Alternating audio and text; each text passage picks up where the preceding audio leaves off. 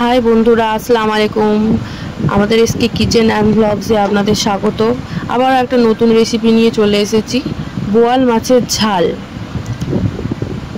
থেকে বুঝতেই পাচ্ছেন কতটা সুন্দর হয়েছে বোয়াল মাছের ঝালটা।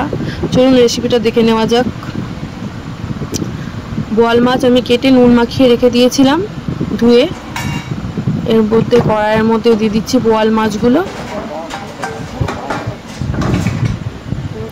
অনেকটা বড় সাইজের বোয়াল মাছ ছিল, খুবই ভালো টেস্টি খেতে ছিল। এখানে দিয়ে দিলাম আদা রসুন ও জিরের পেস্ট, তারপরে দিয়ে দিলাম পেঁয়াজ বাটা আর দুটো লঙ্কা বাটা। এখানে দিয়ে দিচ্ছে হলুদ, লঙ্কার গুঁড়ো, নুন, কিছুটা কাঁচা লঙ্কা চেরা দিয়ে দিয়েছি। এবার ভালো করে মাখিয়ে নিতে হবে হাত দিয়ে মাখানোর চেষ্টা করবেন, তাহলে টেস্টটা একটু ভালো লাগবে। এরপরে তেল দিয়ে দিচ্ছি সর্ষের তেল। আপনারা চেষ্টা করবেন যে সর্ষের তেলটাই ব্যবহার করা। এটা মাখিয়ে চুকিয়ে রান্না হবে। আবারও মাখিয়ে নিতে হবে ভালো করে, মাছের ভেতরে পুরো ঢুকিয়ে দিতে হবে মশলাটা। মাখিয়ে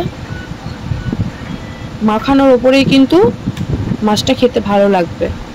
দেখতে পাচ্ছেন কতটা বড় পিস মাছটার, অনেকটাই বড় মাছ ছিল, যেহেতু খেতেও অনেক ভালো ছিল মাছটা।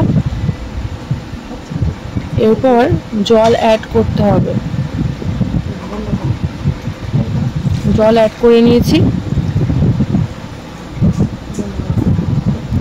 এরপর গ্যাসটা জ্বালিয়ে চাপিয়ে দিতে হবে। মাছটা চাপানো হয়ে গেছে, এমনকি জলটা ফুটেও গেছে মাছের ঝোলটা, দেখতে পাচ্ছেন।